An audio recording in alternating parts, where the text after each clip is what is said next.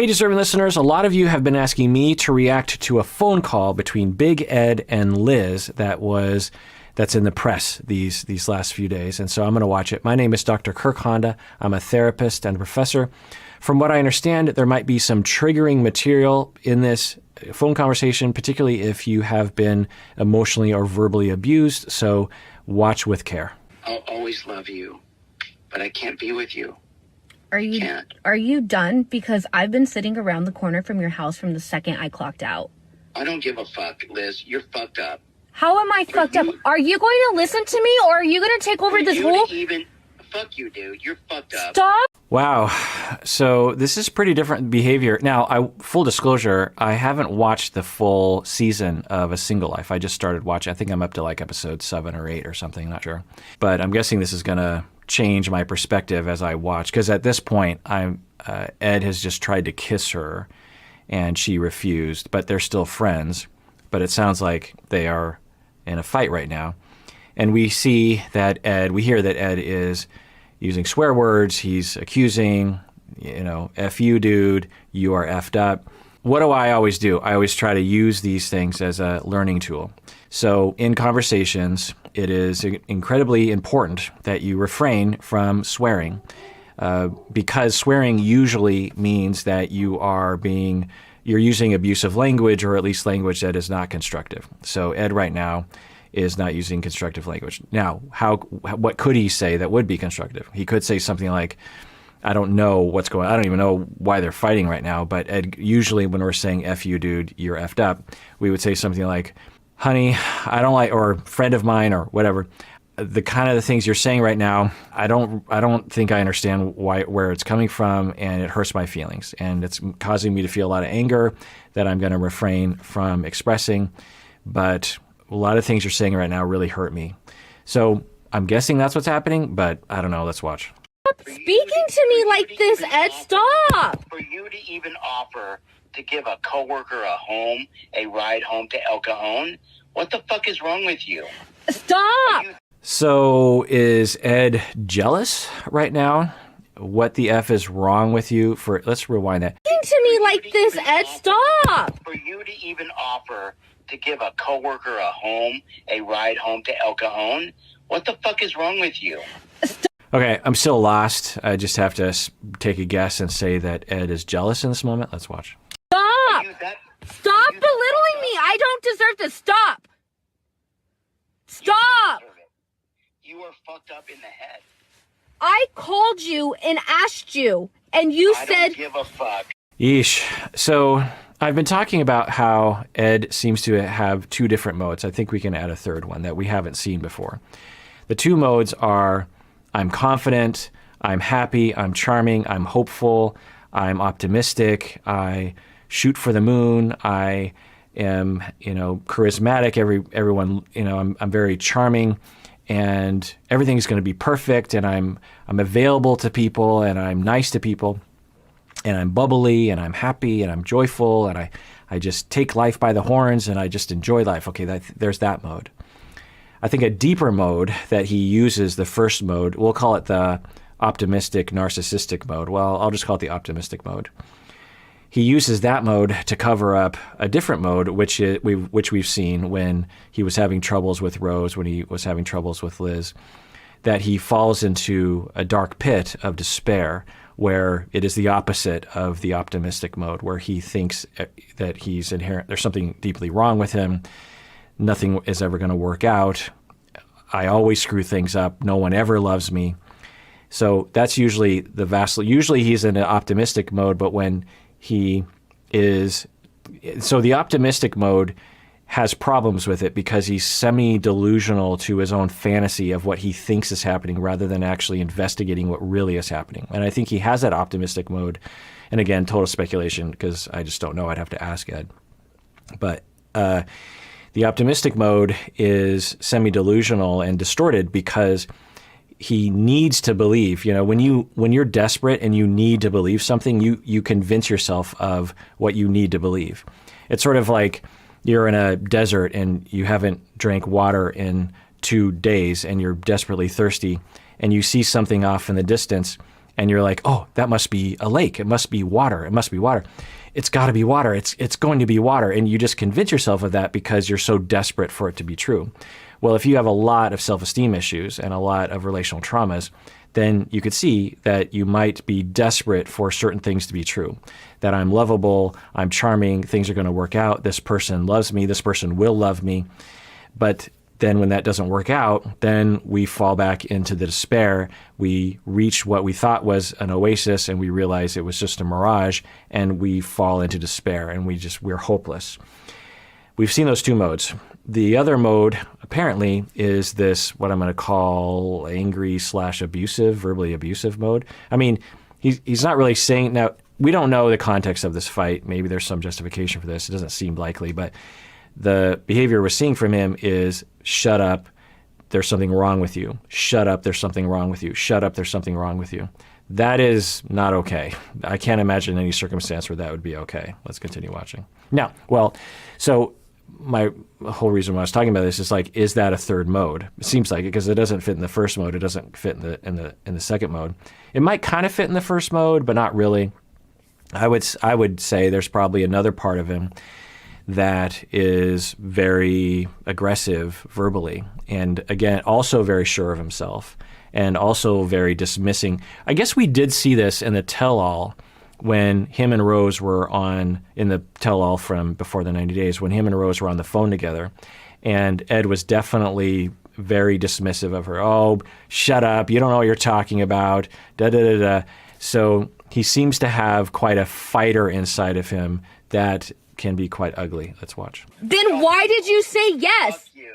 Why did you say okay? Fuck you. Fuck you. You are fucked up in the head. For you to even ask me to give a coworker a home. I did a ride home Can to you El let Cajon? me speak? That's your boyfriend. What I was going to say. If I would have said no, you would have freaked out. Oh, you're jealous or whatever. Okay, so we're getting a little bit more context. He sees himself as her boyfriend. I haven't reached that point in a single life yet. And it sounds like she offered a home to a coworker, I'm guessing a heterosexual male, and that caused Ed to feel afraid that he was going to lose Liz, which is what we call jealousy. And he transformed that jealousy into anger and hostility. And so I'm guessing, total speculation, that Ed has never felt very secure in his relationship with Liz. Now, you can hate Ed. You all out there can hate Ed. As a therapist watching, if I were to speculate, again, I have no idea, is Ed, in that moment, he's insecure about Liz. The optimistic side of him is hoping for the best, like, she will love me, and I will feel worthy if she will love me, and I will be charming, and I will, he talks about he wants to spoil someone. And why do people say that? Well, usually it's because they don't feel like a mutual relationship is possible. They feel like the only way to make it work is if they're giving something to someone else, like money, enticing someone into loving you. And it gives you some level of control over that person. So he seems to do that sometimes. I don't know if he's doing it with Liz. He definitely was doing it with Rose from what we could see. But anyway, so he is having this relationship with Liz. He's very hopeful. He's really hoping that things are going to work out. But there's another side of him that's like, it's not going to work out. You're worthless. No one likes you. You are a horrible person. And he's in that sort of black and white, immature space. And around every corner is a possible rejection. And then as soon as there's this hint of, oh, she's taken this guy home to live in her place, and I'm now feeling this jealous feeling, because of the black and white thinking, he toggles all the way. Instead of saying, I'm a little jealous, I'm a little afraid, but I still trust her, he goes black and white thinking and completely toggles to the other side of, she's evil, there's something wrong with her, because the alternative to that is, there's something wrong with me. So that's the triad of the modes that we see. We see, I am perfect and the world is perfect. I am completely worthless and everyone hates me. And I am awesome and I'm going to make sure everyone and other people suck, and I'm going to make sure everyone understands that. So it's, I'm good and the world is good. I am bad and the world is bad. And I am good and the world is bad. Does that make sense? His optimistic mode is, everything's great. I'm great. Everyone else is great. Everything's going to work out. His pessimistic mode is, no one loves me, I'm a terrible person, everyone knows it, no one will ever love me. And then his angry mode is, I'm awesome and other people are terrible and I'm going to let them know it. It seems to be a mode that he's in right now. Now, why would he go into that mode? Well, if he's in the optimistic mode and everything's working out well, then he can stay in that. That seems to be his preferred mode. But then when something bad like this happens, he has two choices. He can either go to the pessimistic, I am worthless mode, which is a pretty bad mode to go to, or he can go into a mode that's sort of an in-between mode where it's like, well, yeah, I'm still awesome, but people around me are terrible. So I hope that makes sense. This is attachment theory. We have working models of self and other. So when he's in optimistic mode, his working model of other is great, his working model of self is great. When he's in angry mode, his working model of self is great and his working model of other is bad. And when he is in the pessimistic mode, the working model of self is bad and the working model of other is bad. People do this sometimes, and there's reasons for it because of relational traumas. We have no idea about his childhood, but let's continue watching. But what right do you have to ask me? What right do you have to get back together with me and go to clubs in Vegas? I haven't given you any shit, Ed. I called you and you don't let me speak. You don't let me speak. So she's trying to talk, and he is continuing to use emotional abusive language.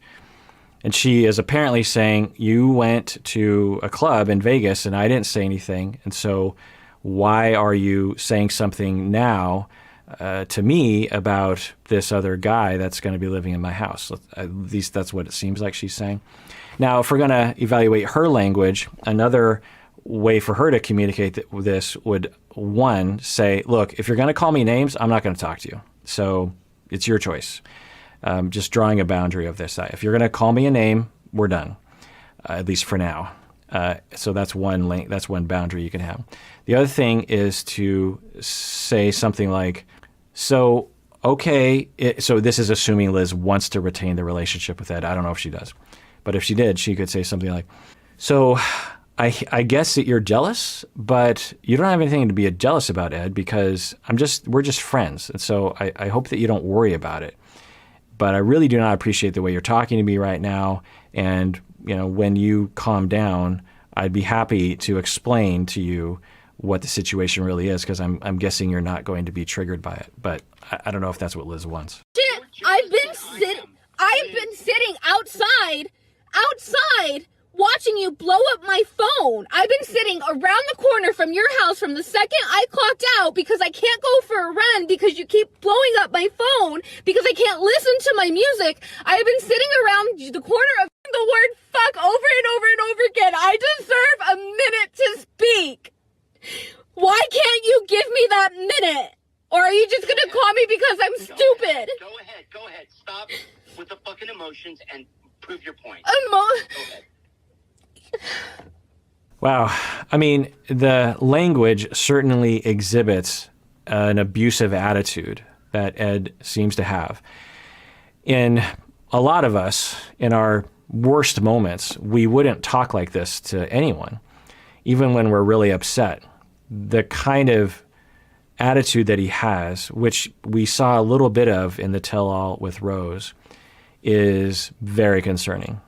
And I'm guessing for many of you, you have experienced a partner like this before, and this might be triggering. So I guess, be careful when watching this sort of thing. It was a stupid decision on your part. It was a stupid question. You fucking should have never asked me that.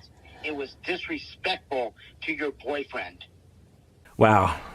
I don't know. I would have to evaluate Ed and their relationship, but there are a lot of red flags of abuse here, in that it's the way he is speaking in a calm tone of, lots of put downs. You're effing stupid. That was a stupid question. You should have never effing asked me that. It was disrespectful to your boyfriend. You need to respect me. And if you don't respect me, I'm going to punish you. And I'm quite sure of it. Like, that kind of entitlement is not typical. Most people don't have the capacity for that kind of talk.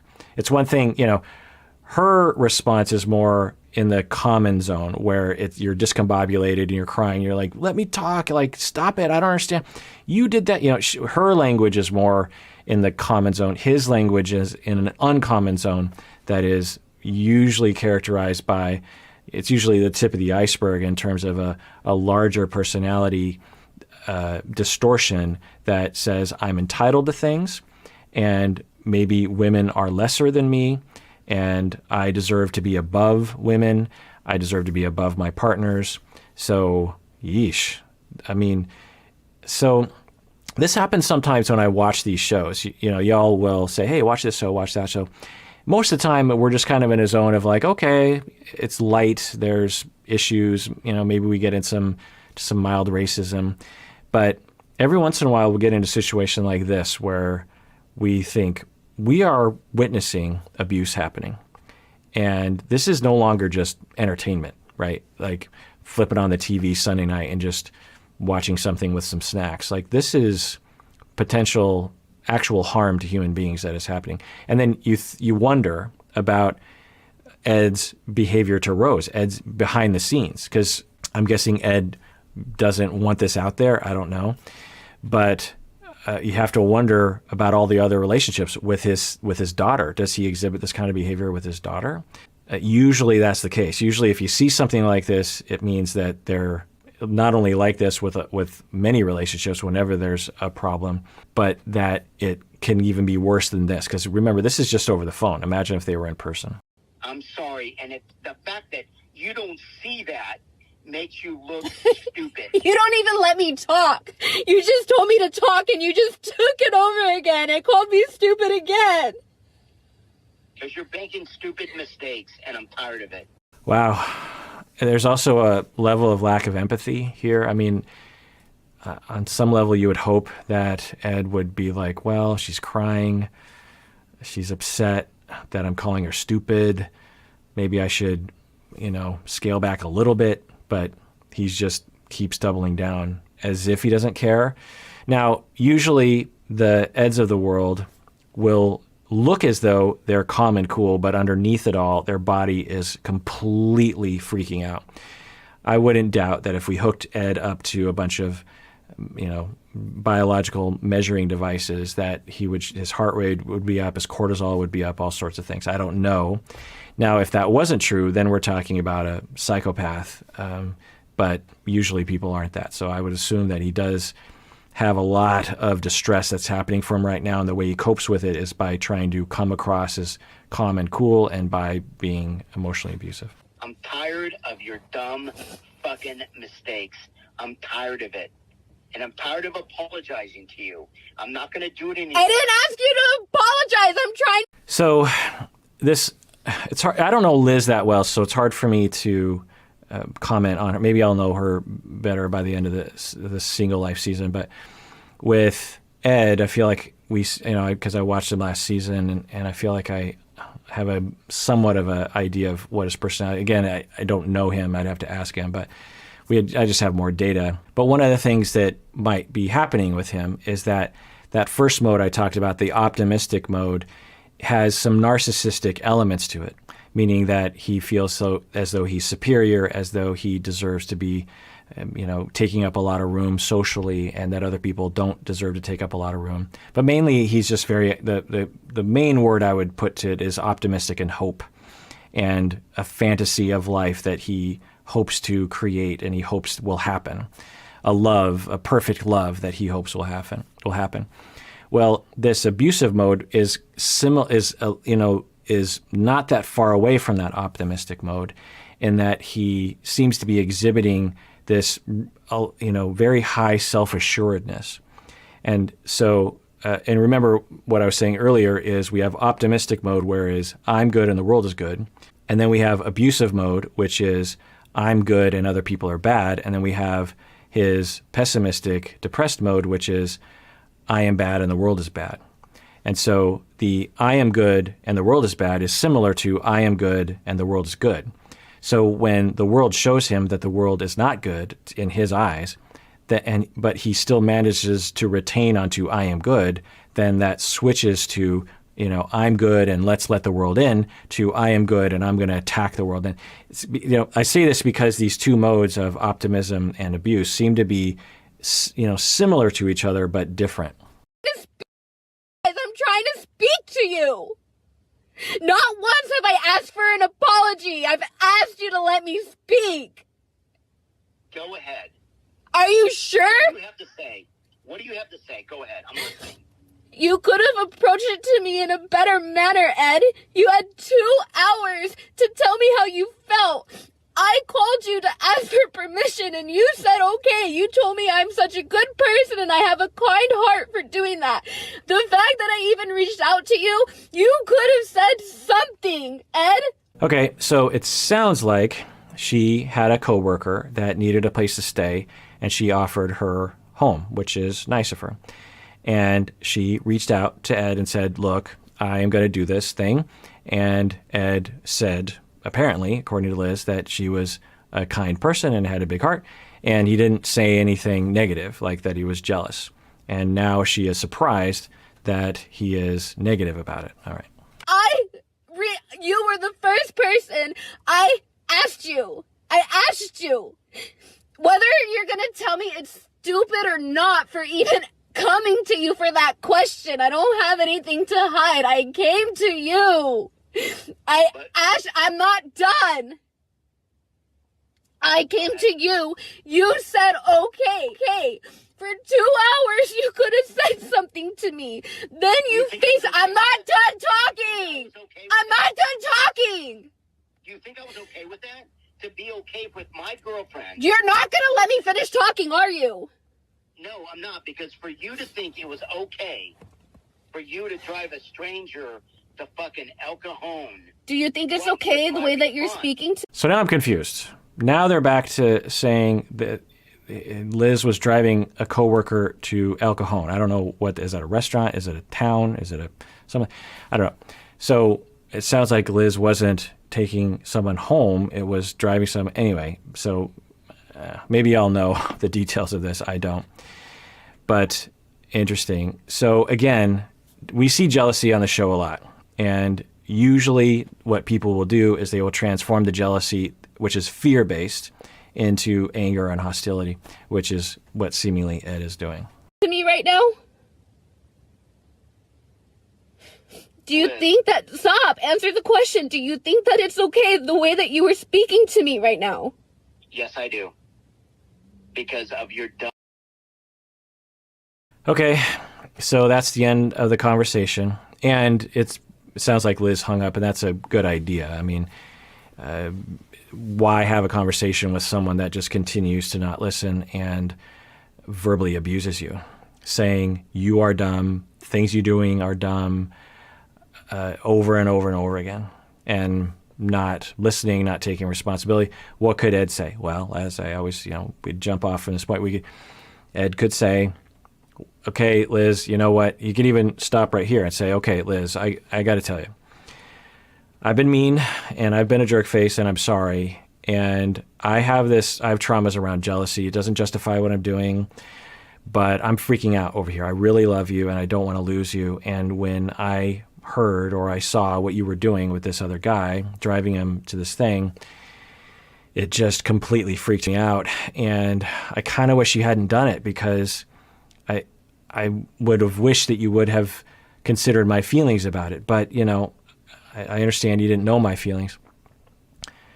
But I am really, really upset right now. I'm really, really scared, and I'm really, really hurt, and I'm really, really angry, and I don't know what to say. Okay, he could say something like that, but that's not what he said. So, yeah, I guess this adds to my potential hypotheses about what's going on for Ed. Was he abused growing up? Who did he live with who treated him this way such that he internalized that kind of behavior? Because usually that's the case, not always, but when people are like this, they usually experience this or witnessed it. Was his dad like this? I don't know.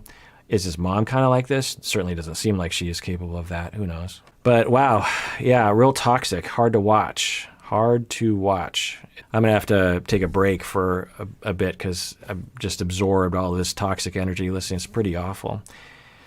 And yeah, but maybe it'll help me in my reaction to him, in later episodes of The Single Life. I don't know. All right, well, that does it for that episode. Everyone out there, please take care of yourself and draw boundaries with people that you deserve to draw boundaries with, because you deserve it. You really, really do.